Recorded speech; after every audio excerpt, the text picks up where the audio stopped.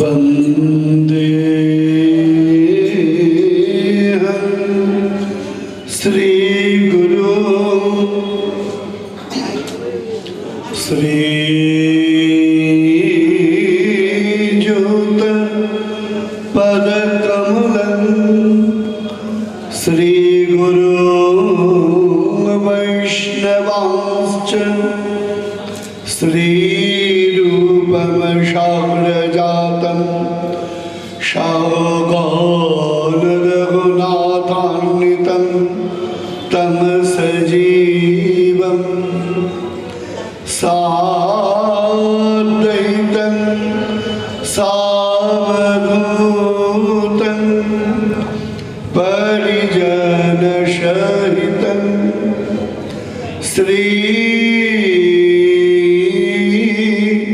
कृष्ण चैतन्य देवं श्री राधा कृष्ण पादं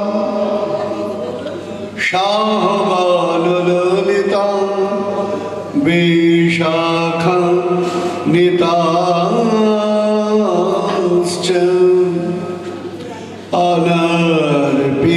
अनर्पितचरणचिरां करुणयावतीर्न खलु समर्पयतमुन्नतयोज्ज्वलरसं सवक्तिश्रियं हरिपुरटसुन्दरं दूतिकदम्बसन्दीपित सदा हृदयकन्दरी स्फुरतु शोचिनन्दन नमोऽस्ते कालशक्ताय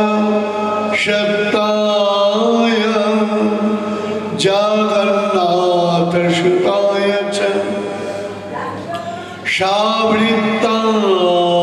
शावृत्ताय शपुत्राय शकलत्राय ते नमो नमः वरहापीरं नटवरवपु कर्णयो कर्णिकारं बिभ्रद्भाषकनककपिशं वैजयन्तीं च मालं रन्ध्राणवीनरदरसदयं पूरयन् गोपवृन्दैर्वृन्दारण्यं सपदरमणं प्राविशद्गीतकीर्ति कृष्णाग्रज कृपासिन्धो चन्द्रकोटि समप्रभं रेवती हृदयाधीशं शिवलोदेव नमस्तुते वञ्चाकल्पतरुभ्यश्च कृपासिन्धुभ्य एव च पतितानां पावनेभ्यो वैष्णवेभ्यो नमो नमः तुलसीकाननं यत्र यत्र पद्मवनानि च पुराणपठनं यत्र तत्र सन्निहितो हरि नारायणं नमस्कृत्य नरं चैव नरोत्तमं देवीं सरस्वतीं व्यासं ततो जय मुदीरये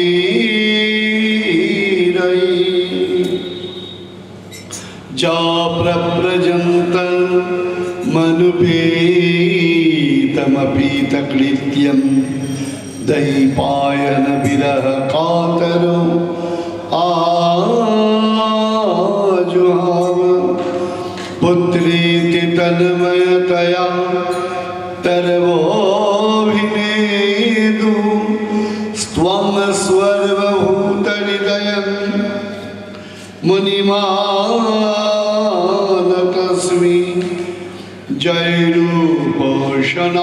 সনাতন ভট্ট রঘুনাথ শ্রীজীব গোপাল ভট্ট দাস রঘুনাথ। এই ছয় গোসাইন করি চরণ বন্দন, যাহা হইতে বিঘ্ন নাশ হয়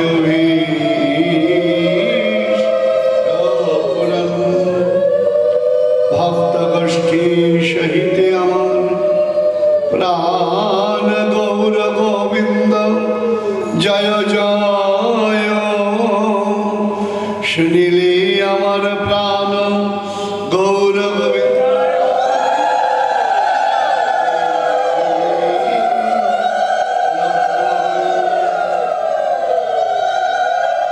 শ্রূয়তাং শ্রূয়তাং নিত্যং গীয়তাং গীয়তাং মুদা চিন্ততাং চিন্ততাং ভক্তাং শ্রী শ্রী চৈতন্য চরিতামৃতম।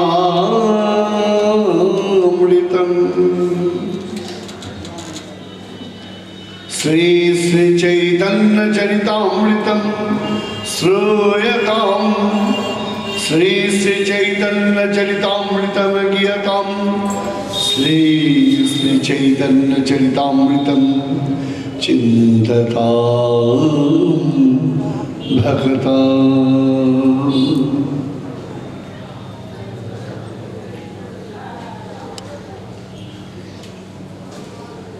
গুরু পূজা মহামহোৎসব।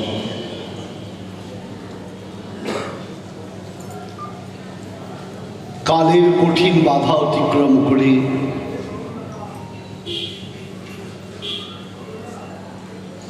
গৌর গোবিন্দ অনুরাগী ভক্তমণ্ডলী তথা শ্রী বলদেব জগন্নাথ ভক্তমণ্ডলী যা আমরা সমবেত হতে পেরেছি, এটা পরম করুণাময়ের অপার করুণা।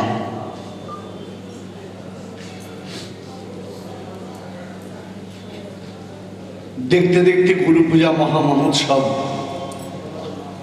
50 বছর সুবর্ণ জয়ন্তী বর্ষ অতিক্রম করে 52 বৎসরে পদার্পণ করলেন।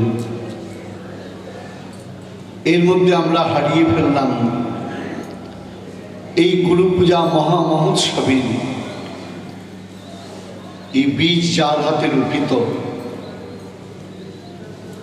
শুধু রোপণ করেই যিনি খান্তি দেন নাই, নিরন্তর আপন শ্রম, বিবেচনা শক্তি, বুদ্ধির অপূর্ব মিশেল নামক জল সিঞ্চন করে আপন উপলব্ধি ভজন দ্বারা তাকে সমৃদ্ধ করেছেন। সেই সমৃদ্ধ এক অপূর্ব উদ্যানে আমরা বসে আজ ভাগবত কথার অক্সিজেন গ্রহণ করছি, যা আমাদের অন্যতম জীবাত্মা। জীবনের জন্য কি প্রয়োজন? প্রত্যেকটি মানুষের জীবনের মুখ্য উদ্দেশ্য কি? উদ্দেশ্য যদি না থাকে, আদর্শ যদি না থাকে, লক্ষ্য যদি ঠিক না থাকে, আপনি মূল গন্তব্যে পৌঁছবেন কি করে? তাই এই গুরু পূজা মহামহোৎসব আমাদের কাছে শুধু পূজার ফুল নিয়ে আসা নয়, গুরু পূজা করি, গুরুর গুরুত্ব উপলব্ধি করি, গুরুদেবের দেখানো যে মার্গ, যে পথ, সেই পথে যদি আমরা এগোতে পারি, তবেই আমাদের আগমন সার্থক, তবেই এই উৎসব সার্থক।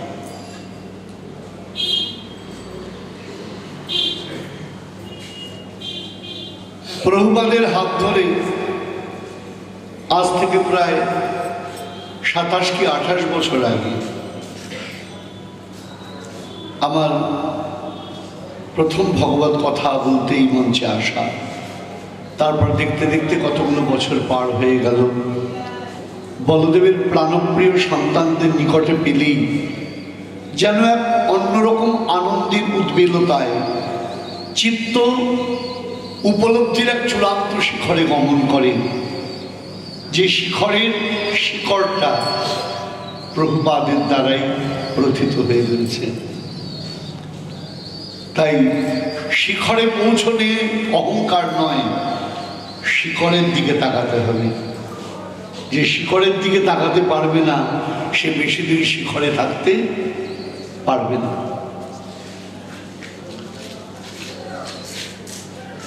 আজ একটা আমরা চমৎকার স্থানেতে উপনীত হয়েছি। একটু আগে আপনারা শ্রীমান মহাপ্রভুর পরম প্রেমময় পার্ষদ নামাচার্যের কথা শুনছিলেন। গৌরাঙ্গ সুন্দর, কলিযুগ পাবন অবতার গৌরাঙ্গ সুন্দর শ্রীধাম নবদ্বীপ, যার পবিত্র নামে পুত, যার চরণ রজে অভিষিঞ্চিত। শ্রীধাম নবদ্বীপের কথা বলতে গেলেই সর্বপ্রথমে যার কথা মনে আসে, তিনি আমাদের প্রাণ গৌর সুন্দর। জগতের যত কুৎসিত আবর্জনা দূরীভূত করে জগৎকে সুন্দর করেছেন তিনি। সুন্দর, জগৎকে সুন্দর করেছেন আমার গৌর সুন্দর। কি পেলাম তার কাছ থেকে? পাওয়ার তো শেষ নাই, কিন্তু এমনই দুর্ভাগ্য, মাতৃষ জীবাদ হবেন, ধারণ ক্ষমতা বড় কম।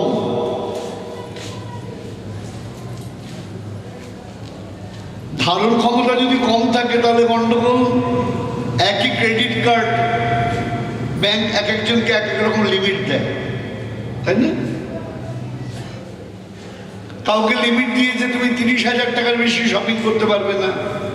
আবার যার লেনদেন ভালো তাকে 3 লাখ 3.5 লাখ টাকা পর্যন্ত পারমিশন দেয় একই রকম কার্ড দেখতে। দেহটা একরকম হলে কি হবে? বুদ্ধির আধার তো সকলের এক নয়। তাই পরম প্রেমময় নিখিল জগৎকে সমস্ত কিছু দেওয়া সত্ত্বেও আমাদের ধারণ ক্ষমতার অভাবে আমরা ধরতে পারলাম না। তা কি করি? নিজেরা ধরতে না পারি, যার ধারণ করার ক্ষমতা আছে তার কাছ থেকে তো গ্রহণ করতে পারি। আমরা কি করি খেয়াল করে দেখবেন, আরে পাম্পটা চালা, পাম্প চালিয়ে কি হবে? জল উঠবে। কোথায় উঠবে? কে ধরবে? ট্যাঙ্ক আধার, যার সামর্থ্য আছে সেই জলটা ধরে রাখবে। আর আমি কি করব? আমার তো ক্ষমতা নেই ধরে রাখার, তাই সারাদিন ধরে ওর কাছ থেকে যখনই প্রয়োজন তখনই চাইব, এই একটু জল দেবে আমাকে, আমাকে একটু জল দেবে। সেখানে কি হবে? আনুগত্যের কল যদি থাকে ভালো তাহলে পাবো, আর যদি আনুগত্যের জায়গায় অহংকারের মরচে পড়ে যায় তাহলে আধার থাকলেও পাবো না। তাই আজকে আমরা দেখছি নিখিল জগতের পরম প্রেমময় প্রভু আজ পরম প্রেমময় পাত্রকে সেই উপহার স্বরূপ আমাদের জন্য প্রদান করছেন। একদিকে কলিযুগ পাবন অবতার গৌরাঙ্গ সুন্দর শ্রীকৃষ্ণ চৈতন্য মহাপ্রভু, সামনে বসে রয়েছেন আমার প্রভুর প্রাণ প্রিয়জন নিখিল গৌড়ীয় বৈষ্ণব জগতের সিদ্ধান্ত মুকুটমণি ছিল সনাতন গোস্বামী পাদ। ভাবতে ভাবতে আসছিলাম কি চমৎকার দৃশ্য। শ্রী চৈতন্য সনাতন। সনাতন শব্দের অর্থ কি? ইংরেজি বলতে গেলে ইটার্নাল, বাংলায় বলতে গেলে চিরন্তন। আমরা বাঙালি হয়েও আমাদের বাংলায় যা জ্ঞান হয়েছে সেটা আর বলার মতো নয়। অনেক পরিভাষা বাংলাতেই বুঝতে পারি না। কাউকে যদি বলা হয় 1 গ্লাসে জল দাও, অসুবিধা নেই।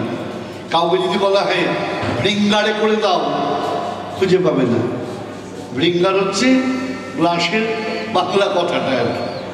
তা ভৃঙ্গার বললে কে বুঝবে বলুন তো? যাই হোক, তার সনাতন শব্দের অর্থ হলো চিরন্তন,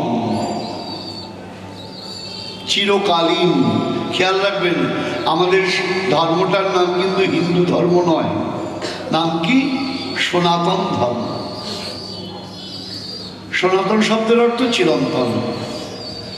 আচ্ছা, চিরন্তন যে বস্তু, পাথরও তো অনেক কাল পড়ে থাকে, বলে না, চিরন্তনের মধ্যে যদি চেতনা না থাকে সেই চিরন্তনটা আনন্দ দেবে কি? আনন্দ দেবে না। তাই একদিকে চিরন্তন আর তার সামনে বসে রয়েছেন চৈতন্য জ্ঞান স্বরূপ আমার পরম মঙ্গলময় কলিযুগ পাবন অবতার শ্রীমন মহাপ্রভু। সময়টা কম, ইচ্ছা করলেও বর্ধিত করা যাবে না, তাই আমরা প্রথম থেকেই ধরে ধরে এগোচ্ছি, যেটুকুনি সময় পাবো যেন মূল জিনিসটাকে আমরা উদ্ঘাট করতে পারি। সবটাই মূল, অমূল বলে কোনো পদার্থ নাই। তাহলে ওই রয়েছেন সনাতন প্রভু এবং শ্রীকৃষ্ণ চৈতন্য মহাপ্রভু। সনাতন প্রভুর একটু ইন্ট্রোডাকশন দেওয়ার প্রয়োজন, একটু উপলব্ধি করা প্রয়োজন আমাদের জীবনে। সনাতন প্রভু যজুর্বেদীয় ব্রাহ্মণ, তাদের আদিনিবাস কিন্তু বঙ্গে নয়। আদিনিবাস কোথায়? আদিনিবাস হলো কর্ণাটকে। কর্ণাটকে যজুর্বেদীয় এক ব্রাহ্মণ থাকতেন, তার নাম হলেন শ্রী অনিরুদ্ধ। তার দুই পুত্র রূপেশ্বর এবং হরিহর। রূপেশ্বর বড় প্রবীণ কিসে? শাস্ত্রে, গ্রন্থে, বিদ্যায়। আর ছোট ভাই হরিহর, সে আবার প্রবীণ শস্ত্রে, অর্থাৎ যুদ্ধবিদ্যায়। আর আপনারা অনেক সময় জানবেন, যুদ্ধের কাছে বিদ্যা অনেক সময় পরাজিত হয় বটে, কিন্তু এটাও সত্যি কথা, লোকে মনে রাখে কিন্তু বিদ্বানকেই, যুদ্ধবাজকে মনে রাখে না। হিটলারের নাম যখন আমরা নেই, খুব সম্মানের সঙ্গে গ্রহণ করি না। হিটলার যাকে অত্যাচার করেছেন, যিনি হিটলারের জন্য দেশ ছেড়ে চলে গেছেন, সেই আইনস্টাইনের নাম আমরা অনেক মর্যাদার সঙ্গে গ্রহণ করি। চেঙ্গিস খান, তৈমুরলং, রবার্ট ক্লাইভ, এদের নাম আমরা মর্যাদার সঙ্গে গ্রহণ করি না, অনেক বেশি সম্মানের সঙ্গে গ্রহণ করি APJ Abdul Kalam, Nelson Mandela, Mahatma Gandhi. তাহলে এটা বোঝা গেল, অস্ত্রের ঝনঝনানি সাময়িক জয় এনে দিতে পারে, মানুষের মনে চিরন্তন স্থান কার হয়? বিদ্বানের হয়। শুধুমাত্র যে অস্ত্রের জোরে সবাইকে শাসন করে, দাপিয়ে বেড়ায়, আর একটা ব্যাপার আছে, এটা ভাববেন না যারা আজকে যন্ত্রণা দিচ্ছে তারা খুব আনন্দে আছে, ভুল কথা। ইতিহাস সাক্ষী, যত মানুষ অপরকে যন্ত্রণা দিয়েছে তার কোটিগুণ যন্ত্রণা তাকে রিটার্ন পেতে হয়েছে। ইতিহাস ঘেঁটে দেখুন, যারা অসংখ্য মানুষকে হত্যা করেছেন তাদের নিজেদের মৃত্যুটা কি যন্ত্রণাপ্রদ হয়েছে, কতটা যন্ত্রণাপ্রদ হয়েছে, ইতিহাস সাক্ষী। তাই এটা ভাবার কোনো কারণ নেই সকলকে কষ্ট দিয়ে কেউ নিজে আনন্দে থাকতে পারে, কোনোদিন সম্ভব নয়। তাই কাউকে কষ্ট দেওয়ার কথা অন্তরে আনাই উচিত না। হরিহর ছোট ভাই, রূপেশ্বর বড় ভাই, এ শাস্ত্রে ও শস্ত্রে হটিয়ে দিল বড় ভাইকে। কোথায় চলে গেলেন বড় ভাই? রূপেশ্বর স্থানত্যাগ করলেন। কোথায় সে অবস্থান করলেন? নবহট্ট বলে একটি জায়গা, চিনবেন নামটা বললেই, এখন বর্তমানে নৈহাটি। নবহট্ট বললে অনেকেই বুঝবেন না। হ্যাঁ, সেই রূপেশ্বরের পুত্র হলেন পদ্মনাভ।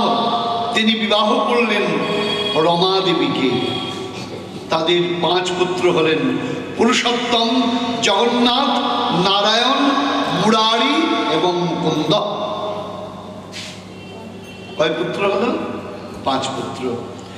এই পুত্রদের মধ্যে যে মুকুন্দ, তার পুত্রের নাম হলেন কুমার দেব। আর কুমার দেবেরই 3 পুত্র হলেন অমর, সন্তোষ এবং বল্লভ। অমর হলেন জ্যেষ্ঠ, তারপর সন্তোষ, তারপর বল্লভ। মহাপ্রভু যাদের নাম রাখলেন, আজি হইতে দোহার নাম রূপ সনাতন, দৈন্য ছাড়ো দৈন্য দেখি ফাটে মোর মন। আমরা সনাতন গোস্বামীপাদের কথা এখান থেকে পেলাম। দুই ভাই কার অধীনে চাকরি করতেন? নবাব হুসেন শাহের অধীনে চাকরি করতেন। একজন প্রধানমন্ত্রী, একজন বিত্তমন্ত্রী। এটা খুব দুর্ভাগ্যের ব্যাপার। খুব লক্ষ্য করুন, এখানে রূপপ্রভুর, সনাতন প্রভুর কাছ থেকে শিক্ষা। রামকেলি গ্রামেতে যখন শ্রীকৃষ্ণ চৈতন্য মহাপ্রভুর সঙ্গে দুই প্রভুর সাক্ষাৎ হলো, তখন থেকে তারা মনে মনে সংকল্প করলেন, আমরা আর এই বিষয়ের মধ্যে থাকবো না। অমৃত সাগরের খোঁজ পেয়েছি, আর এই গীতের মধ্যে কেন থাকবো? না না না, আমরা আর এর মধ্যে থাকবো না, আমরা চলে যাব। কিন্তু এই জঞ্জাল সংসার এমন, আপনি বেরোতে চাইলেই কি বেরোতে দেবে? দেখবেন ভালো কাজে হাজার বাধায় সম্মিলিত হবে। বিষয় এমন এক বেড়াজাল, আপনি ইচ্ছা করলে যে কেটে বেরোবেন, সে পরীক্ষা করে দেখবে আপনার বেরোনোর ইচ্ছাটা কতটা। আমরা যারা এসেছি গুরু পূজা মহামহোৎসবে, আমি তো বলবো প্রত্যেককে আলাদা করে ধন্যবাদ নয়, আলাদা করে সম্মান দেখানো উচিত।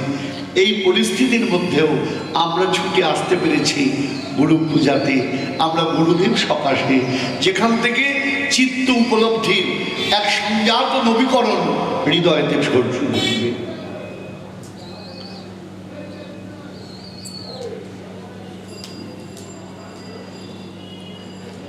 এবার কি হলো, যেটা বলতে যাচ্ছিলাম, আমরা সনাতন ধর্মাবলম্বী, আমরা গর্ববোধ করি না আমাদের সনাতন ধর্ম নিয়ে। অনেকগুলো কারণ আছে। কি কি কারণ? একটা কারণ হলো আমরা জানি না আমাদের নিজের ধর্ম সম্পর্কে, জানি না, তাই আমাদের ভালো লাগে না। দ্বিতীয় কারণ আরো মারাত্মক, যেটা জানি ভুল জানি, যেটা জানি ভুল জানি। আপনি জানেন না এক জিনিস, মিথ্যা এক জিনিস, অর্ধসত্য আরো ভয়ঙ্কর। অর্থাৎ অর্ধেক সত্যি অর্ধেক মিথ্যা মিশিয়ে যদি আপনাকে বলা হয়, ওটা আরো ভয়ঙ্কর। মিথ্যা মিথ্যা, সত্যি সত্যি, অর্ধসত্য বড় ভয়ঙ্কর। তাহলে যা জানি আমরা কি জানি? ভুল জানি। কারণ আমাদের কি হয়, ছোটবেলা থেকেই পারমার্থিক বিদ্যা শিক্ষা দেওয়ার ব্যবস্থা আমাদের মধ্যে নাই। এমন দেশ, সব ধর্মের লোক সব গ্রন্থ পড়াতে পারে, খ্রিস্টানরা বাইবেল পড়াতে পারবে, মুসলিমরা কোরআন পড়াতে পারবে, কিন্তু সনাতন ধর্মের লোকেরা যদি গীতা পড়ায়, ব্যাস অমনি গেল গেল গেল গেল রাম উঠবে। রামায়ণ মহাভারত তো ছোঁয়াই উচিত না, আনটাচেবল বিষয়। অদ্ভুত একটা সংস্কৃতি আমাদের দেশে, অদ্ভুত না ভূত আমি নিজেই বুঝে পাই না। আমি কাউকে অসম্মান, কাউকে অমর্যাদা করছি না, কিন্তু নিজের জিনিসকে মর্যাদা করা উচিত কি উচিত না আপনারা বলুন। মুশকিল কি হয়েছে বললাম, আমরা জানি না তাই মর্যাদা করতে পারি না, আর আমাদের ভুল জানানো হয়। 3 নম্বর, সব জায়গায় রয়েছে যা, এখানেও তাই রয়েছে। প্রত্যেকটা স্থানেতে করাপশন রয়েছে, রয়েছে কিনা বলুন। পুলিশে যান করাপশন রয়েছে, রাজনীতিতে যান করাপশন রয়েছে, শিক্ষা জগতে যান করাপশন রয়েছে, আধ্যাত্মিক জগতে যান সেখানেও তাই রয়েছে। কিন্তু আমাদের চোখেও এটা ধরা পড়ে, আধ্যাত্মিক জগতের কোনো কোনো ব্যক্তির আচার আচরণ এমন জঘন্য, এমন প্ররোচনামূলক, তাদের দেখে মানুষ কি হয়, আধ্যাত্মিক জগৎ থেকে মুখ ফিরিয়ে নেয়, যে বাবা এরা এরকম, তার থেকে আমরা ভালো আছি। আমি মজা করে বলি, চোরের উপর রাগ করে মাটিতে ভাত খাওয়ার মতো অবস্থা। আমার আচার্যদেব একটা দারুণ কথা বলেছিলেন, বাবা রাবণ সীতা চুরি করবার জন্য সাধু সেজেছিলেন, সাধু হন নাই। আবার রাবণ সাধু সেজেছিলেন বলে পৃথিবীর যত সাধু সবাই রাবণও হয়ে যায় না, এটা মনে রাখতে হবে। হোসেন শাহ যখন হিন্দু রাজ্য আক্রমণ করতে যাবেন, দুই ভাই বাধা দিলেন, আমরা পারবো না আপনার সহকারী হতে। রূপ গোস্বামী পলায়ন করলেন, সনাতন গোস্বামী বন্দী হয়ে গেলেন। রূপ গোস্বামী চিঠি লিখলেন, শুনিয়া রূপ লিখিল সনাতন ঠাই, বৃন্দাবনে চলিলা চৈতন্য গোসাই। আমরা দুই ভাই চলিলাম তাহারে মিলিতে, তুমি জয়ছে ছুটি আইস আসো তাহা হইতে। 10 সহস্র মুদ্রা তথা আছে মুনি স্থানে, তাহা দিয়া করো শীঘ্র আত্মবিমোচনে। আমরা কি নিজে ছুটি পেলাম? ব্যাস।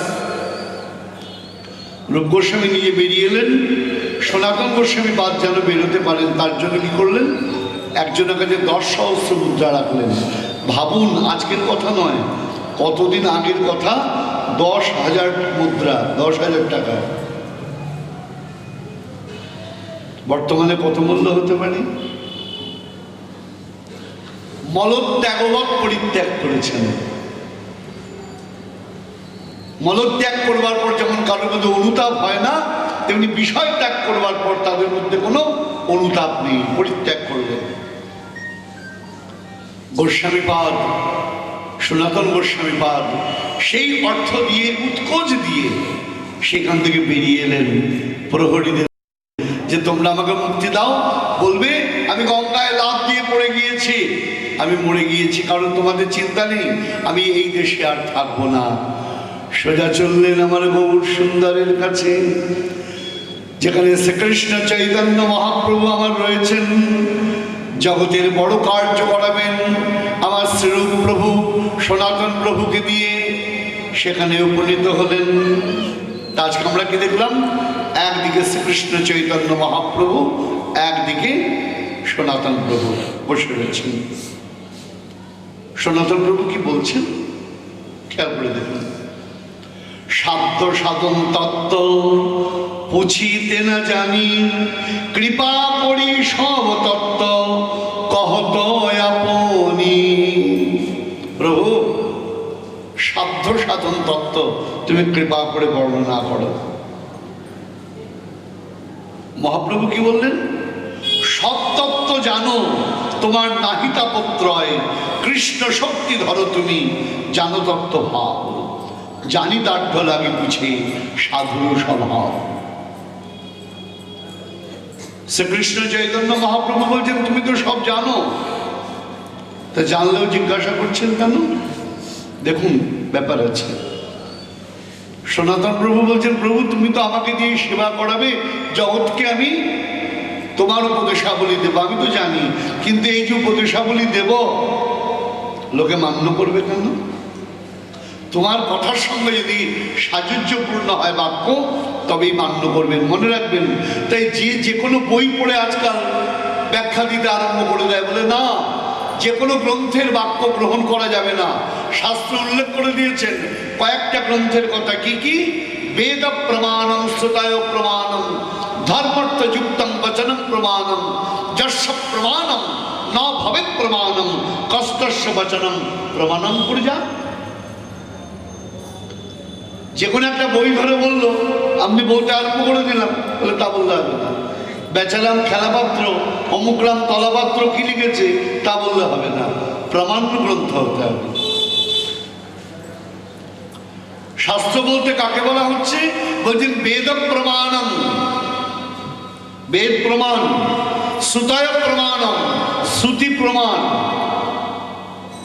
শ্রুতি বলতে উপনিষদ ইত্যাদি।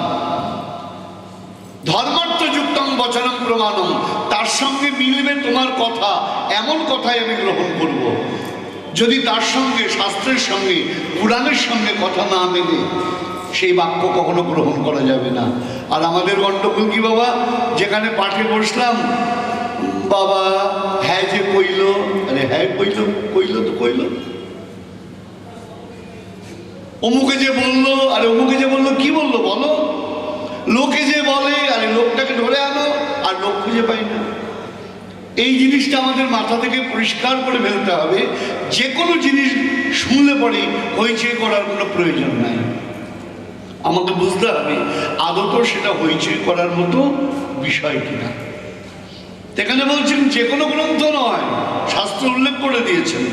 তো এখানে শ্রীকৃষ্ণ চৈতন্য মহাপ্রভু বলছেন সব তত্ত্ব জানো, তোমার নাহি তাপত্রয়, কৃষ্ণ শক্তি ধরো। তুমি তো সব তত্ত্ব জানো, তাহলে তোমাকে বলবো কেন? বলছেন এখানে দারুণ কথা বলেছেন, কৃষ্ণ শক্তি ধরো তুমি জানো তত্ত্বভাব, জানি দাড্ড লাগে পুছে সাধুর স্বভাব। সাধু কেন জিজ্ঞাসা করেন? বারবার সুনিশ্চিত হওয়ার জন্য, সুনিশ্চিত হওয়ার জন্য। একটা অঙ্ক যে ভালো ছাত্র সে করবার পর আর একবার দেখে নেয়। কেন দেখে নেয়? পাচ্ছে কোথাও মাইনাস চিহ্নের কোনো গন্ডগোল হয়নি, প্লাস চিহ্নের কোনো গন্ডগোল হয়নি, আচ্ছা এইদিকে টোটালটা ঠিক আছে তো, কোথাও কোনো গন্ডগোল হয়নি। অর্থাৎ তার নিজের প্রতি জ্ঞান আছে, বুদ্ধি আছে, বিবেচনা রয়েছে, তৎসত্ত্বেও তিনি আর একবার দেখছেন। কেন? স্থির সুনিশ্চিত হওয়ার জন্য।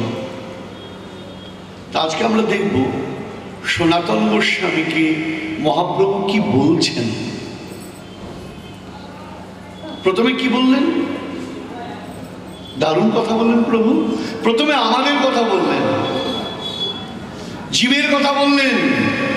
জীবের স্বরূপ হয় কৃষ্ণের নিত্য দাস, কৃষ্ণের তটস্থা শক্তি, ভেদাভেদ প্রকাশ।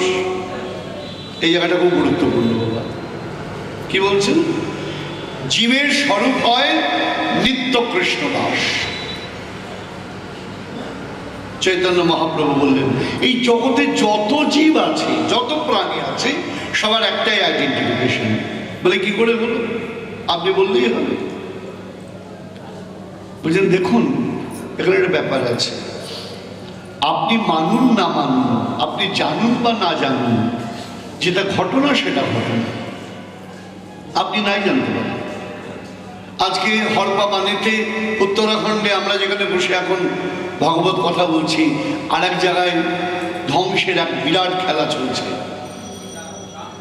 আপনি না জানতে পারেন। তাই বলে ওটা তো বন্ধ হয়ে যায়নি, মানুষের আর্তনাদ তো বন্ধ হয়ে যায়নি, শয়ে শয়ে মানুষ মারা পড়ছে, এটা তো বন্ধ হয়ে যায়নি, আপনি নাই জানতে পারেন। পৃথিবীতে সব আমাকে জানতে হবে এমন কোনো কথা নেই, আবার জানবো না এমনও কোনো ব্যাপার নেই। কিরকম ব্যাপারটা দেখুন, বলছেন আমরা যত প্রাণী আছি জগতে, প্রত্যেকটা প্রাণী, আমরা যে মানুষ হয়েছি, সায়েন্সের সঙ্গে তুলনা করলে আমাদের সনাতন ধর্মের সঙ্গে একদম প্যারালাল মিলে যাবে। দেখবেন আপনারা, দেখবেন আমাদের কি বলা হচ্ছে, চার্লস ডারউইন বলছেন এই যে আমরা মানুষ হয়েছি এটা বিবর্তনের ফল, একদিনে হয়নি। ইংরেজিতে আমরা কি বলি? এভলিউশন। বাংলায় কি বলছি? বিবর্তন। এক কোষী অ্যামিবার থেকে হতে হতে হতে হতে পরিবর্তন হতে হতে বহু পোকামাকড় কীট পতঙ্গ থেকে আজকে আমরা এই মানুষ হয়েছি।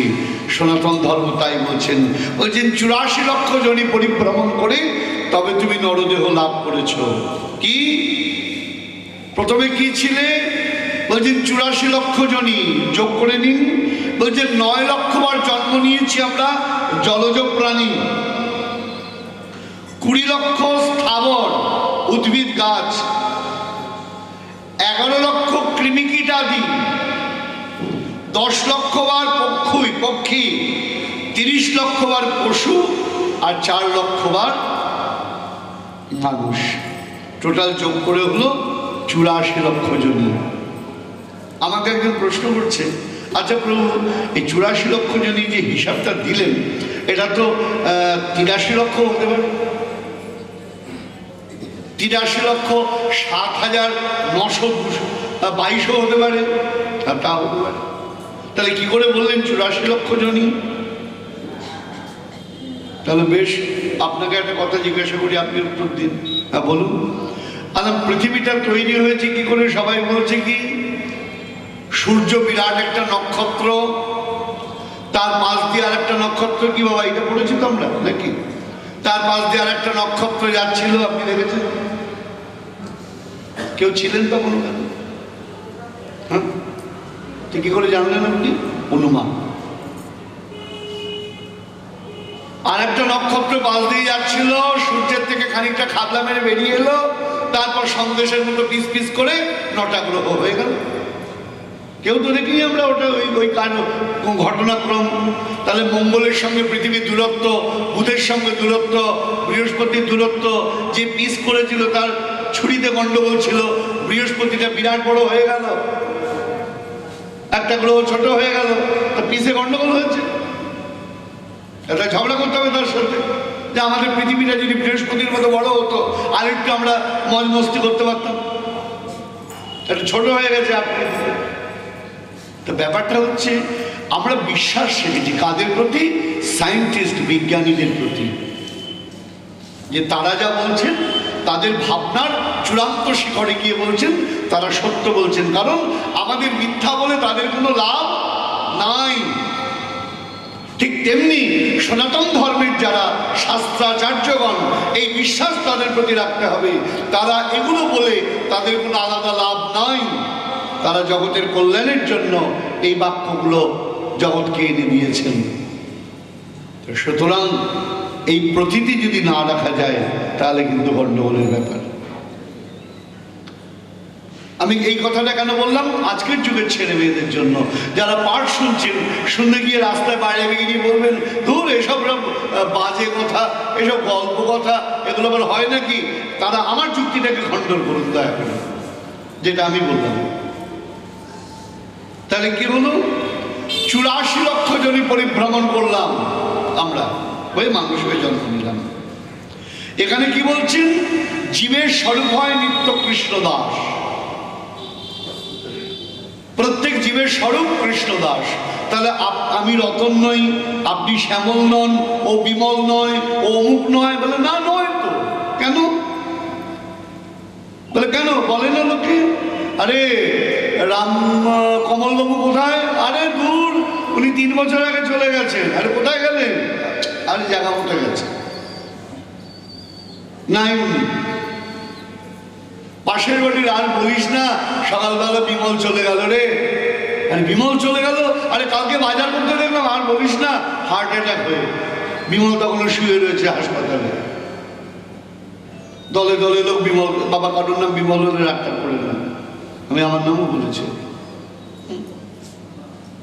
হ্যাঁ, তাহলে দলে দলে গেল, তাহলে বিমলটা গেল কোথায়? ছেলে মরে গেছে, মা বুক চাপড়ে কাঁদছে, স্বামী মরে গেছে, স্ত্রী বুক চাপড়ে কাঁদছে, বাবু তুমি কোথায় গেলে গো? আরে তোমার সামনেই তো শুয়ে আছে, আবার কোথায় যাবে? তাহলে আদরটা কার? যে দেহটাকে এত যত্ন করে আমি রেখেছি, যে দেহটাকে ময়শ্চারাইজার দিয়ে সুন্দর সাজিয়েছি, যে মাথার চুলে কত হেয়ার অয়েল চলে গিয়েছে, কত লিটার, কোনো হিসাব নেই, যে ঠোঁটের মধ্যে কেজি লিপ গার্ড গেছে, কোনো হিসাব নেই। তা দরকারটা কি? অনেক ওষুধপত্র আছে, ওই বডিটাকে অ্যাজ ইট ইজ একইভাবে রাখা যাবে। রেখে দিন ঘরের মধ্যে, মিশরে মমি করে রাখতো, আপনি রেখে দিন না। বলে না, রেখে লাভ নেই। বলে কেন? তার মানে আপনি নিজেও জানেন ওই দেহটা ও নয়। দেহের ভিতরে যে সত্তা, চৈতন্য সত্তা, তিনি চলে গেছেন। আর ওই চৈতন্য সত্তারই মূল পরিচয়। ওই সত্তা যদি না থাকে তাহলে এই দেহর কাঠামোটার কোনো মূল্য নাই। সে পশু হোক, কৃমি হোক, কীট হোক, যত বড় ব্যক্তি হোক, যত নিকৃষ্ট ব্যক্তি হোক। তাহলে শাস্ত্র অন্যায়টা কি বললো?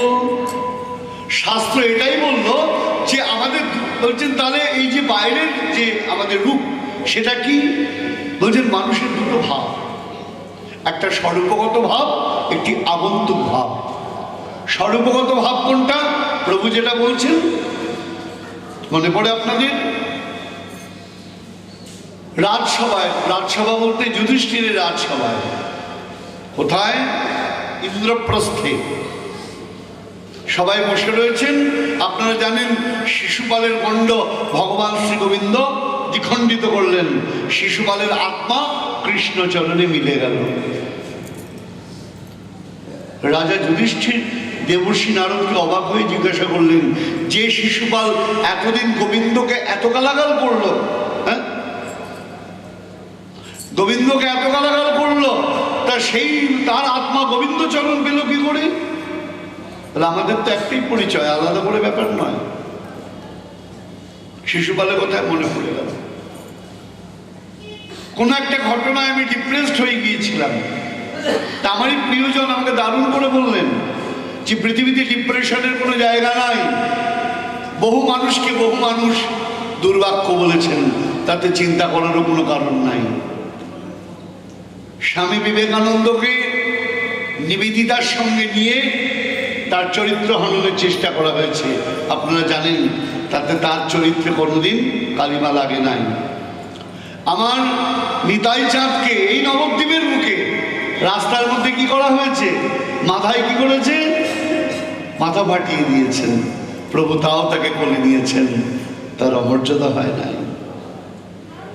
শিশুপাল স্বয়ং গোবিন্দের সামনে দাঁড়িয়ে, ভগবান তার সামনে দাঁড়িয়ে তাকে দুর্বাক্য বলেছেন।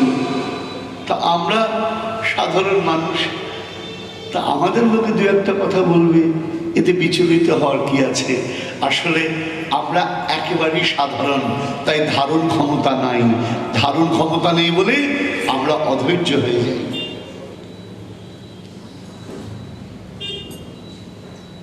তাহলে কি দাঁড়ালো? তাহলে পরিচয়টা সকলের এক। খেয়াল করে দেখুন, প্রত্যেকে কোথায় যেতে চায়, সব ধর্মে পজিশনটা এক দেখবেন। যেটা বলতে যাচ্ছিলাম, মুসলিম ধর্মে কি বলছে, বেহেশত জাহান্নাম বলে না, বেহেশত মানে স্বর্গ, জাহান্নাম বলতে নরক। খ্রিস্টান ধর্মে কি রয়েছেন, হেভেন স্বর্গ, হেল নরক। ভাবনাটা দেখুন, সনাতন ধর্ম স্বর্গ নরক, তার শব্দগুলো আলাদা, কনসেপ্টটা তো এক। যেখানে কনসেপ্ট এক, জীবের স্বরূপ হয় নিত্য কৃষ্ণ দাস। প্রত্যেক জীবের ভেতরে যে আত্মা, এর কোনো ভেদ নেই, আত্মার কোনো জাতি নেই, আত্মার কোনো বর্ণ নেই, আত্মার কোনো ধর্ম নেই, আত্মা এক অবিনশ্বর। কে বলছেন? রাজা যুধিষ্ঠির যখন জিজ্ঞাসা করলেন দেবর্ষি নারদকে, দেবর্ষি নারদ তখন বলছেন, দেখো রাজা যুধিষ্ঠির, মানুষের দুটো ভাব, একটা স্বজাতীয় ভাব, একটা আগন্তুক ভাব। আগন্তুক ভাব কোনটা? এখন এখানে শ্রীপাঠ হচ্ছেন, এখন কেউ এসে যদি বলে যে আচ্ছা এই উৎসবের কর্মকর্তা কারা, বলতে পারবেন? পাশের লোকটা বলবেন দাঁড়ান পাঠটা শেষ হোক, যারা বাইরে থেকে এসছে যার যার ঘরে গিয়ে শুয়ে পড়বে। হ্যাঁ, তখনও যারা রইবে এখানে বুঝবেন তারাই উৎসবের কর্মকর্তা। তাহলে আগন্তুক যারা, তারা আসে আবার চলে যায়, যারা স্থায়ী তারা রয়ে যায়। তা ঠিক তেমনি আমাদের যে আগন্তুক সত্তা, আমি ধনী, আমি মানি, আমি কুলীন, আমি ব্রাহ্মণ, আমি ক্ষত্রিয়, আমি বৈশ্য, আমি শূদ্র, এটা কতক্ষণ? যতক্ষণ এই দেহটা রয়েছে। যে দেহটা পাত হয়ে গেল, পরিচয়টাও বিনষ্ট হয়ে গেল, আগন্তুক ভাব। আর রয়ে গেল কি? স্বরূপগত ভাব। জীবের স্বরূপ হয় নিত্য কৃষ্ণ দাস।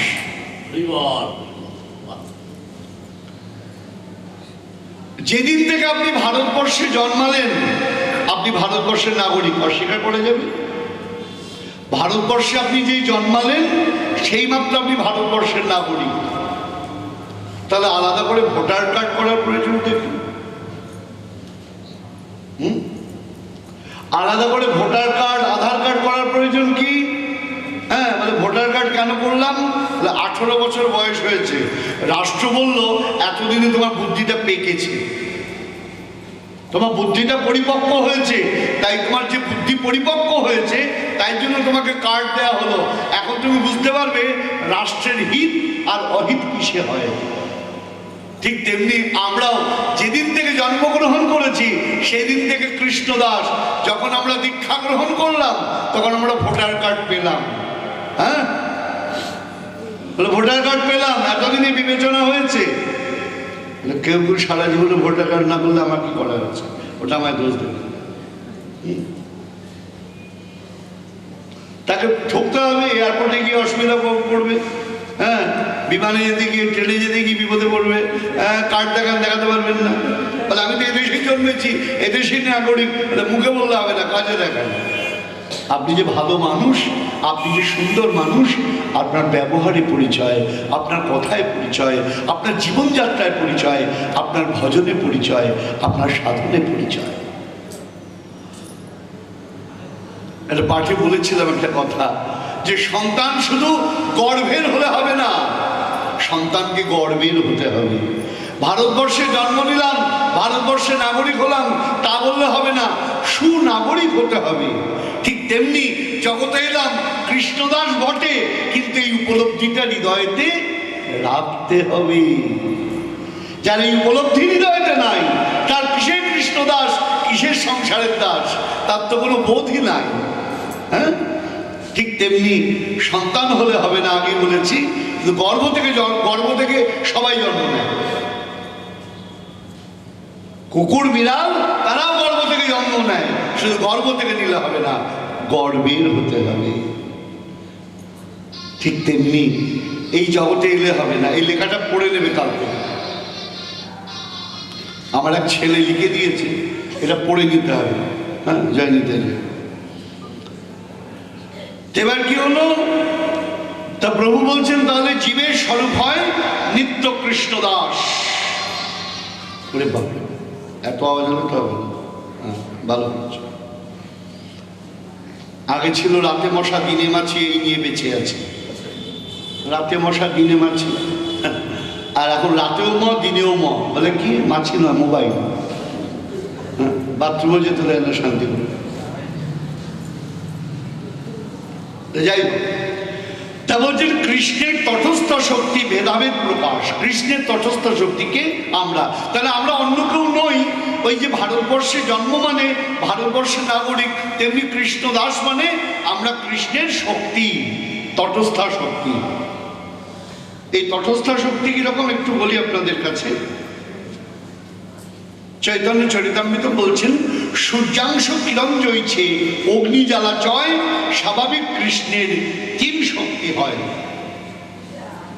ভগবানের 3টি শক্তি আমরা এক এক করে আসছি। আমরা তটস্থা শক্তি ভগবানের কিরকম বলছেন, অন্তরঙ্গা, বহিরঙ্গা, তটস্থা।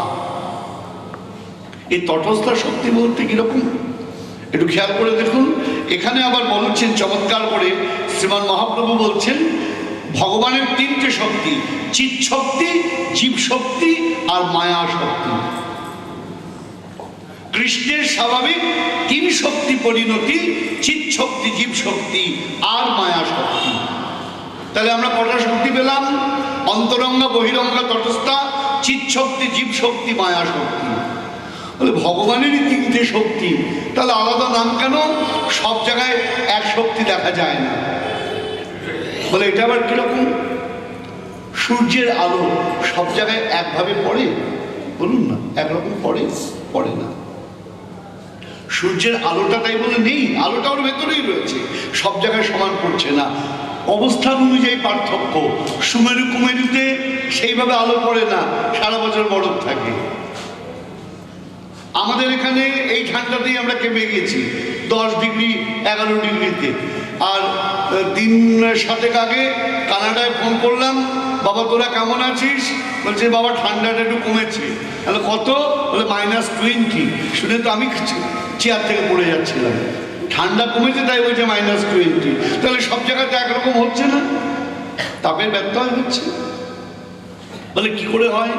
যে খেয়াল করে দেখুন, জাগতিক দৃষ্টান্ত দিচ্ছি।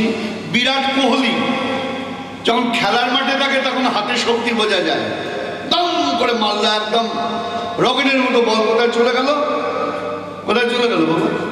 বাউন্ডারি, সীমানার বাইরে। মানে এমন জোরে মারলো, চোখের পলক ফেরার আগে চলে গেল। বাড়ি থেকে ওরম করে কাউকে মারে?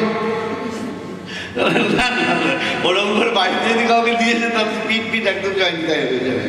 তাহলে ওর ক্রীড়া শক্তি, ওর বাহুর শক্তি বোঝা যাবে কোথায়? খেলার মাঠে। আর যখন সংসারে থাকবে তখন কিরকম হবে? তখন ব্যবহার শক্তি, তখন ব্যবহার, মিষ্টি ব্যবহার, আসন বসুন, বলে তার মধ্যে আরেকটা শক্তি আছে, অভিনয় শক্তি। বলে ওটা কখন বোঝা যাবে? বলে এবং বিজ্ঞাপনের অ্যাডভার্টাইজমেন্ট করে, যখন বিজ্ঞাপনের অ্যাডভার্টাইজমেন্ট করে তখন বোঝা যাবে তার ভেতরে কতটা অভিনয় শক্তি। তাহলে একই মানুষ, তার বাহুর শক্তি বোঝা যাচ্ছে মাঠে, ব্যবহার শক্তি বোঝা যাচ্ছে সংসারে, অভিনয় শক্তি বোঝা যাচ্ছে বিজ্ঞাপনের ক্ষেত্রে। তাহলে একজনের যদি তিনটে শক্তির তিনটে প্রকাশ হয়, আমার ভগবানের তিন শক্তির তিন প্রকাশ হবে না কেন? অথচ তিনটেই তার ভেতরে রয়েছেন। তাই বলছেন ভগবানের তিন শক্তি, অন্তরঙ্গা, বহিরঙ্গা, তটস্থা। হ্যাঁ, আমরা কি দেখলাম এখানে? এখানে উল্লেখ করছেন, কি উল্লেখ করছেন? আমরা দেখলাম প্রভু বলছেন চিৎ শক্তি, জীব শক্তি আর মায়া শক্তি। জীব শক্তি আর মায়া শক্তিটা কিরকম? জীব শক্তি আমরা তটস্থা শক্তি ভগবানের। তটস্থা কাকে বলে বাবা? মনে পড়ে গেল, তটস্থা বলতে কি বোঝায়? বলে আমরা বড় মজার জিনিস। বলে মজার কিরকম? তটস্থা, আমাদের কোনো ক্যারেক্টার নেই। বলে এই কি বলছেন? নিজেকে নিজে খারাপ বলছেন না, ওইটা না। তটস্থা মানে যখন যেরকম তখন সেরকম। বলে কিরকম? একটা স্টিলের প্লেট ডিপ ফ্রিজের ভেতর রেখে দিন ঘন্টা চারেক, প্লেটটা বার করুন 4 ঘন্টা পরে, হাত দেবেন কি বাবা কি ঠান্ডা, তাহলে ওটা কি হয়ে গেছে? ঠান্ডা হয়ে গেছে। প্লেটটা কি ঠান্ডা? বলে না, প্লেটটা ঠান্ডা নয়, ঠান্ডার সঙ্গে ছিল তাই ঠান্ডা। এবার ওই প্লেটটাকে একটু সাঁড়াশি দিয়ে আগুনের ওপর 2 মিনিট ধরুন, এবার তো হাত দিয়ে ধরুন তো, বলি বাবা কি গরম, হাতে ছাকা লেগে গেল। আরে কি করে ছাকা লাগলো? আর বলো না, ওই স্টিলের ডিশটা ধরতে গিয়ে, আর স্টিলের ডিশটা এত গরম হলো কি করে? ও গরমও নয়, ও ঠান্ডাও নয়। ও যখন গরমের সঙ্গে থাকে তখন গরম, যখন ঠান্ডার কাছে থাকে তখন ঠান্ডা। আমার এক সন্তান কাছাকাছি আছে, নাম বলবো না, হ্যাঁ, বছরে খান 2 মোবাইল ভাঙে, খান 2-3 মোবাইল ভাঙে, বাড়িতে রাগারাগি করে হয়। তা আমার মেয়ে বলে যে বাবা আপনার ছেলের যা রাগ আপনি ভাবতে পারবেন না। কই রে, আমার কাছে যখন আসে তখন তো দেখি একদম বরফের মতো ঠান্ডা। আর বলবেন না বাবা, বাড়িতে গেলে হ্যাঁ বাবা তার দমকে টেকা যায় না, হ্যাঁ পান থেকে যদি চুন ঘষে, তা মনে মনে ভাবি বলদেবে যখন আসে তখন তো এরকম বরফের মতো ঠান্ডা থাকে কি করে? বলে তাহলে তটস্থা, ঠান্ডার সঙ্গে আছে তাই ঠান্ডা, ওখানে পরিবেশ গরম তাই গরম হয়ে যায়, কিছু করার নেই, এটা আমাদের দোষ নয়। হ্যাঁ, আজ এইখানে আমরা বসে রয়েছি, সুন্দর অনুকূল পরিবেশ, ওই এখানে থেকে উচ্ছৃঙ্খলতা করছে না, কিন্তু ওই রকম পরিবেশ পড়লে পরে শান্ত মানুষই খারাপ হয়ে যায়, ভালো মানুষই উচ্ছৃঙ্খল হয়ে যায়। তাহলে পরিবেশের গুণ, তাহলে কি হলো? আমরা হলাম তটস্থা, তাই আমাদের সাবধানে থাকতে হবে। আর বরফের সঙ্গে থাকবেন না আগুনের সঙ্গে থাকবেন, এটা আপনারা ঠিক করবেন, ওটা আপনারা ঠিক করবেন। তাহলে বলছেন এটা হলো তটস্থা। চিৎ শক্তি, জীব শক্তি, মায়া শক্তি। মায়া শক্তি কিরকম? আগেই বলেছি কোনো বাড়তি কথা হবে না, কারণ এবার ভাগে আমার কম হয়ে যাচ্ছে আস্তে আস্তে। 7 দিন উৎসব, আগে আমি একদম একাই 6 দিন, আমার ছোট ভাই 1 দিন, আস্তে আস্তে ভাই 2 দিন হলো, আমি 5 দিন, এখন আবার শ্রীমান ঢুকে গিয়েছি আরও 2 দিন। তাহলে হাতে রইল কদিন? হারাধনের 7টি ছেলের মধ্যে, হ্যাঁ, তো 4 দিন বাদ, তা হাতে রইল 3 দিন। তার মধ্যে শেষের দিন অর্থাৎ যেদিন মহামহোৎসবের আগের দিন, সেদিন সময় বড়ই স্বল্প, মন খুলে পাঠও পড়া যায় না। তা হাতে রয়েছে আজ আর আগামীকাল। তাই আমার ইচ্ছা এই 2 দিনে যতটা দ্রুত পারবো আমরা এগিয়ে যাব, এখানে বাড়তি কথা বলার কোনো প্রয়োজন নেই। তবে মুশকিল হচ্ছে শীতের রাত্রি তো, ওই একটু যদি মানে বেশ মজার মতো করে আস্বাদন না হয় তাহলে আবার বলা যায় না, কথাটা কানে না গিয়ে পাশ দিয়ে বেরিয়েও চলে যেতে পারে। তো আমাকে একজন শিষ্য বলছে বাবা কথা কানে না গিয়ে পাশ দিয়ে বেরিয়ে যাবে কি করে? আর সোজা ব্যাপার, এখন তোর একজন তোর মাথা লক্ষ্য করে একটা বল ছুড়লো, তুই কি করলি? হ্যাঁ তাই তো, তা কোথা দিয়ে বেরিয়ে গেল? বলে পাশ দিয়ে বেরিয়ে যাবে। এখন আমি কথাটা ছুড়লাম তোর কান লক্ষ্য করে, তুই হয়ে গেলি, তা পাশ দিয়ে বেরিয়ে গেল না? বলে বলে হ্যাঁ তা বটে তা বটে। তাই পাশ দিয়ে যেন বেরিয়ে না যায়, তাই জন্য লক্ষ্য করে দিতে হবে যাতে জায়গা মতো জায়গা নেই, এরকম হয়ে গেলে পাশ দিয়ে বেরিয়ে যেতে পারে, তাই জন্য সতর্ক থাকছি। তা বলছি না না এটা ফাটবে না। বল মানে দুরকম, একটা হচ্ছে বল, দাদার কথাই মনে পড়লো, দারুণ কথা মনে পড়ে গেল। বল মানে হলো শক্তি, আবার বল মানে গোলক। হ্যাঁ, বল মানে হলো কি শক্তি। আমরা বলি না বাহু বল, বলি না? তাহলে বাহুতে বল আছে নাকি? বলে না, এখানে বল বলতে শক্তি। এখানে ওই বলে মাথা ফাটবে, আর এই বল শক্তি, ভেতরে শক্তি সঞ্চারিত হবে। এই বল যদি কর্ণে প্রবেশ করে তাহলে হৃদয়তে গিয়ে আমার আত্মিক শক্তি সঞ্চারিত হবে। তাই এই বল ফাটবেও না, কাটবেও না, চিন্তা নেই, বরঞ্চ অনেক ফাটাফাটি থেকে মুক্তি দিয়ে দেবে। জয় নিতাই জয়। তা বলছেন তাহলে জীব শক্তি, মায়া শক্তি। জীব শক্তি আমরা আস্বাদন করলাম, এবার হলো মায়া শক্তি। মায়ার কিরকম বলছেন? মায়ার দুটি ভাগ, অন্তরঙ্গা বহিরঙ্গা। অন্তরঙ্গা শক্তি কি করে? তার কাছে নিয়ে যায়। বহিরঙ্গা শক্তি মায়া আমাদেরকে ভগবানের দিকে বিমুখ করে রাখে। বলে কিভাবে বিমুখ করে রাখে? বলে দুটো শক্তির দ্বারা মায়া বিমুখ করে রাখে আমাদের, আবরণাত্মিকা এবং বিক্ষেপাত্মিকা। বলে আবরণাত্মিকা আর বিক্ষেপাত্মিকাটা কিরকম? ছোট ছোট গল্প বলি, জিনিসটা বুঝতে সুবিধা হবে। আমার খুব প্রিয় গল্প এটি। তা ছেলে কনভেন্টে পড়ে, খুব লক্ষ্য করবেন, আমরা আলোচনা করছি কি মায়া শক্তি। তাহলে কি হলো? ছেলে কনভেন্টে পড়ে, বাসে করে যায়, বাবা টাকা দেয়, জামা কাপড় কেনে বাবা টাকা দেয়, বই কেনে বাবা টাকা দেয়, সবই বাবা দেয়। তা ছেলে হঠাৎ বাবার কাছে এসে বললো, বাবা 500টা টাকা দাও তো। বাবা বলছে কেন 500 টাকা দাও? তোর সব খরচ তো আমরাই দিই। বলে না বাবা, স্কুলের অ্যানুয়াল প্রোগ্রাম হবে, সেই প্রোগ্রামের জন্য স্যাররা বলেছে বাড়ি থেকে 500 টাকা আনতে, ডোনেশন আর কি। তা কি হবে অ্যানুয়াল প্রোগ্রামে? বাবা একটা নাটক হবে, আমি অভিনয় করব।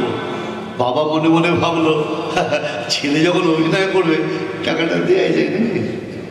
বাবা কি করেছে, 500 টাকা না দিয়ে 1000 টাকা দিয়ে দিয়েছে।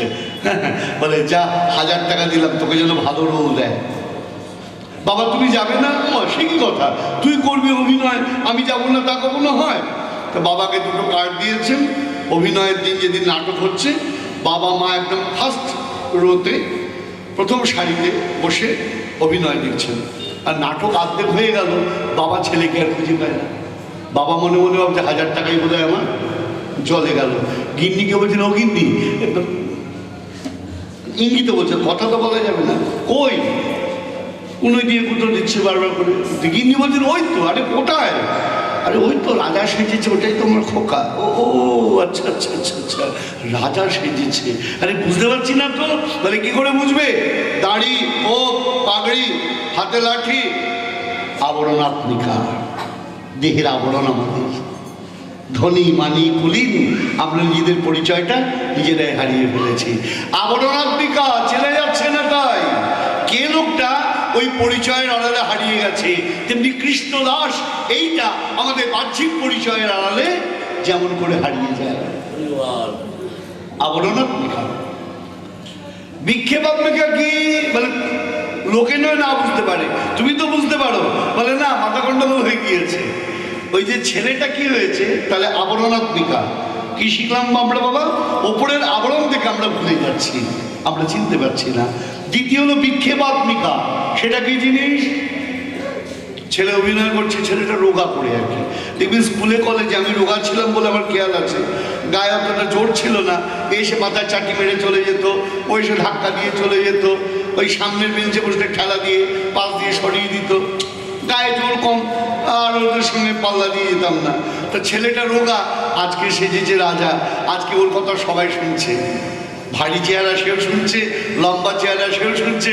ও মনে করছে বাহ, আজকে দারুণ ব্যাপার, আমি যা বলছি সবাই আমার কথা শুনছে। ও ডায়লগে যা আছে তার থেকে বাড়িয়ে বাড়িয়ে বলতে আরম্ভ করেছে। ডায়লগে আছে একবার শরবত লাও, ও 2 মিনিট পর পরে বলে শরবত লাও। বন্দুক লাও, তরোয়াল লাও, মেরে নিয়ে বালিশ লাও। আর স্যার দেখেছেন লেখা নেই বালিশ তাও বলছে বালিশ দেবে নিয়ে যে এখন বলে ফেলেছে কি করা যাবে। মনে মনে হচ্ছে আমি রাজা হয়ে গিয়েছি গো, দেখো সবাই আমার কথা কিরকম শুনছে। কিন্তু কতক্ষণ, যতক্ষণ নাটক চলছে, যেই নাটকের ড্রপ সিন পড়ে গেছে ওর তো খেয়াল নেই। বিক্ষেপাত্মিকা, দ্যাটস কল বিক্ষেপাত্মিকা। এই যে সবাই ওর কথা শুনছে, শুনতে শুনতে ও মনে করছে আমি বোধহয়, আমাদের বাংলায় একটা কথা আছে যে লঙ্কায় যায় সে রাবণ হয়। সবাই জানে ক্ষমতা অহংকারের কেন্দ্র, আর অহংকার পতন হয়, সে ক্ষমতায় গেলে অহংকার প্রত্যেকের হয়ে যায়। মনে করে আমি বোধহয় এখান থেকে আর জীবনে কোনোদিন সরবো না, আমি বোধহয় সারা জীবন এখানেই বসে থাকবো। তা হয় না, পৃথিবী পরিবর্তনশীল, তোমাকে ভাবতে হবে সেটা। তোমার দেহের পরিবর্তন হয়ে যায়, জীবনের পরিবর্তন হয়ে যায়, তা পৃথিবীর পরিবর্তন হবে না তা হতে পারে? তা কি দাঁড়ালো? বিক্ষেপাত্মিকা। যেই নাটকের ড্রপ সিন পড়েছে, যে ছাত্রটা এতক্ষণ ওর জন্য সর্বদান ছিল, বলছে এই মেরে নিয়ে সারবাত লাও, যেই বলেছে এক ধাক্কা দিয়েছে, চেয়ার থেকে উল্টে পড়ে গিয়েছে।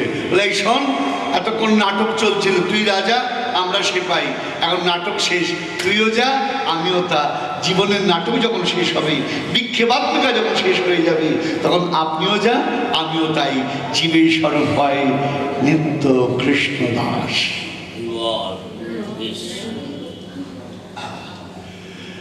তাহলে আমরা কি দেখলাম? জীব শক্তি আর মায়া শক্তি। তা জীব শক্তি আর মায়া শক্তি, আর চিৎ শক্তি কাকে বলা হয়? এটাকে বলছেন স্বরূপ শক্তি। স্বরূপ শক্তি বলতে কিরকম বল? খুব লক্ষ্য করুন, আগে আপনাদের বললাম না, একটা খেলোয়াড়ের পায়ে জোর কতটা আছে ফুটবলার হলে খেলার মাঠে বোঝা যাবে, বাড়িতে বোঝা যাবে কি? একজন ভালো রান্না করে কি করে বোঝা যাবে? রান্নাঘরে গেলে বোঝা যাবে, অন্য সময় বোঝা যাবে কি? বলে এগুলো জায়গা বিশেষে হয়। কিন্তু কণ্ঠ বলতে বলতে গলায় গন্ডগোল।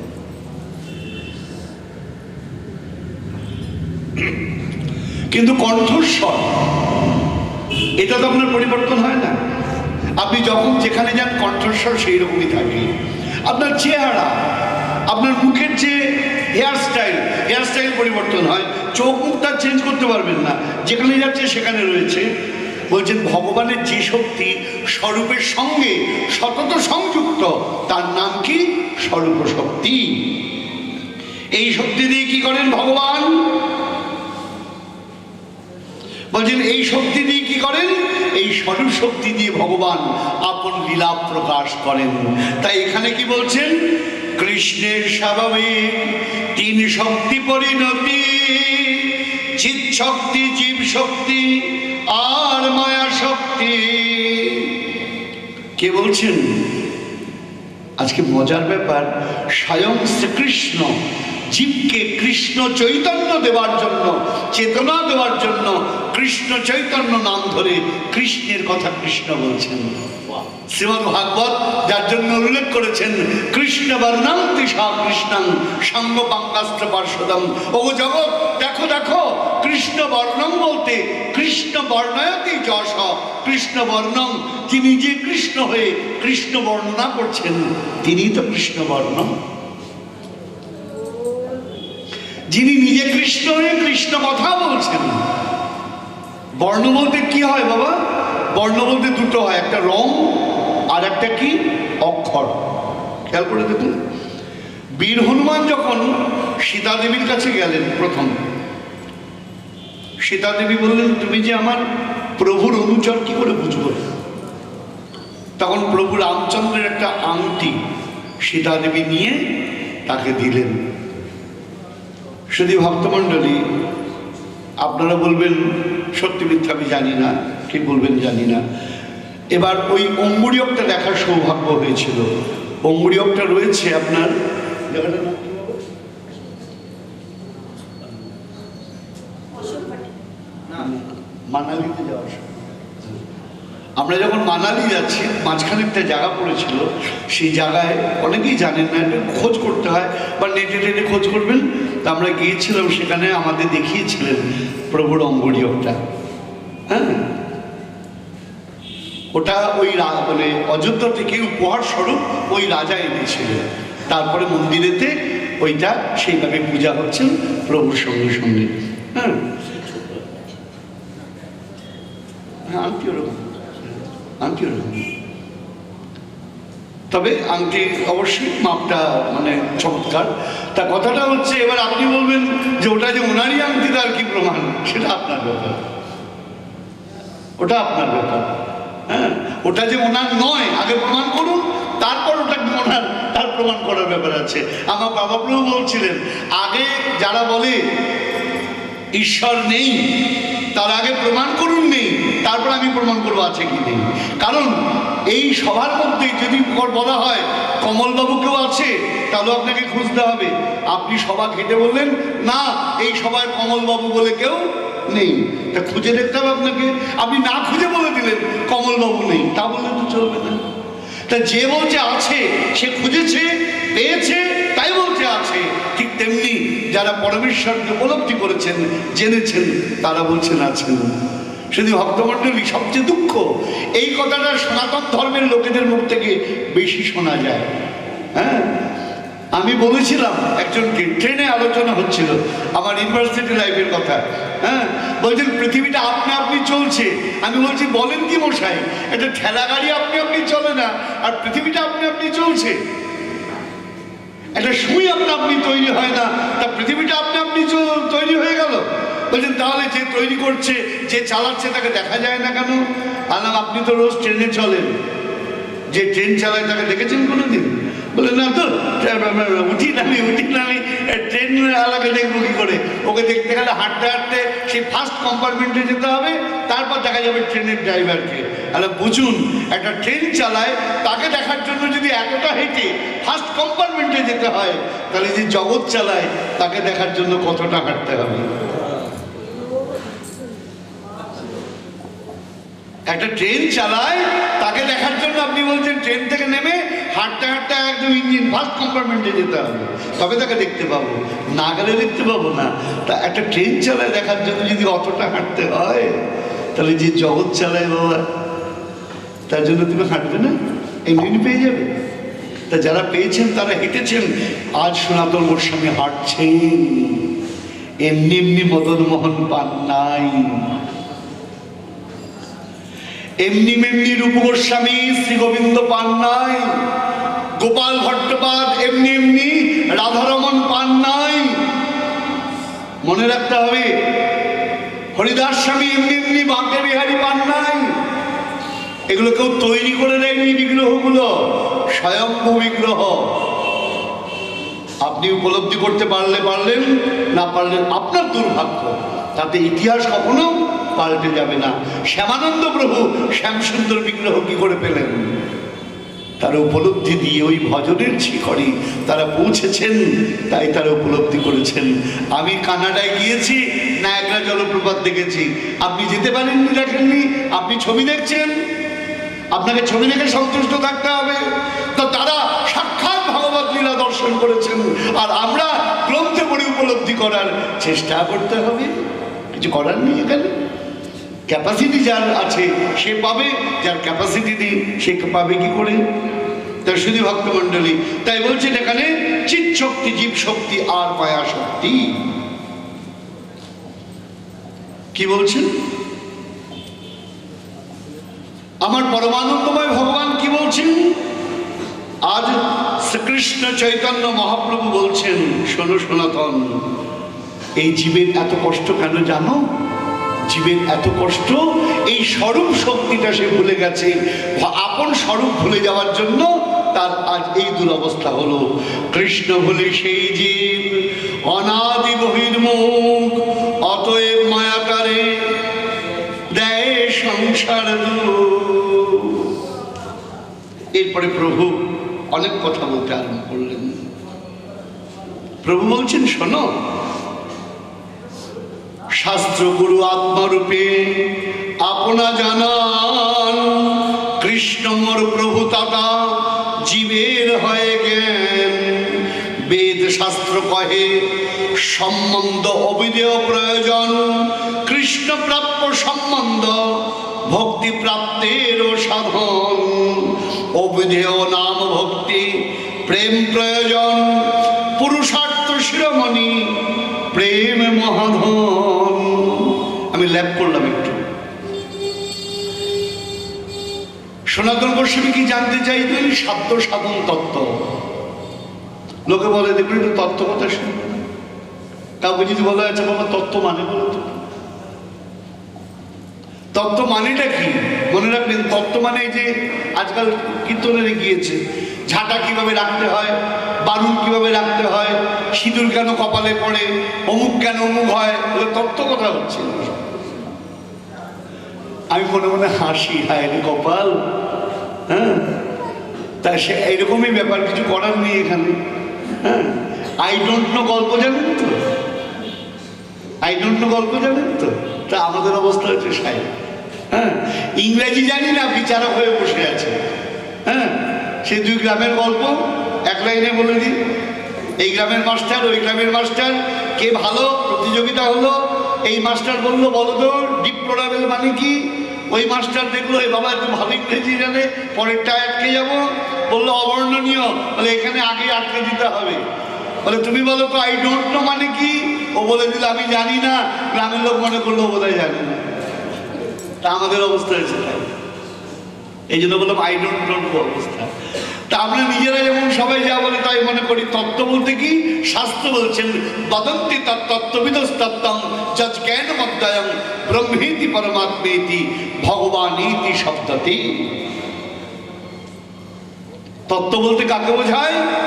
যেটা নিত্য, চিরায়ত, শাশ্বত, চিরন্তন, যেভাবে বলতে পারেন। তাই সেই তত্ত্বের কথা বলছেন, সাধ্য সাধন তত্ত্ব। মহাপ্রভু কি বললেন? সম্বন্ধ অবিধেয় প্রয়োজন। আমাদের তিনটে জিনিস জানতে হবে। কি জিনিস? সম্বন্ধ, তারপরে কি? অবিধেয়। অবিধেয় বলতে সম্বন্ধ একটা, অবিধেয় একটা।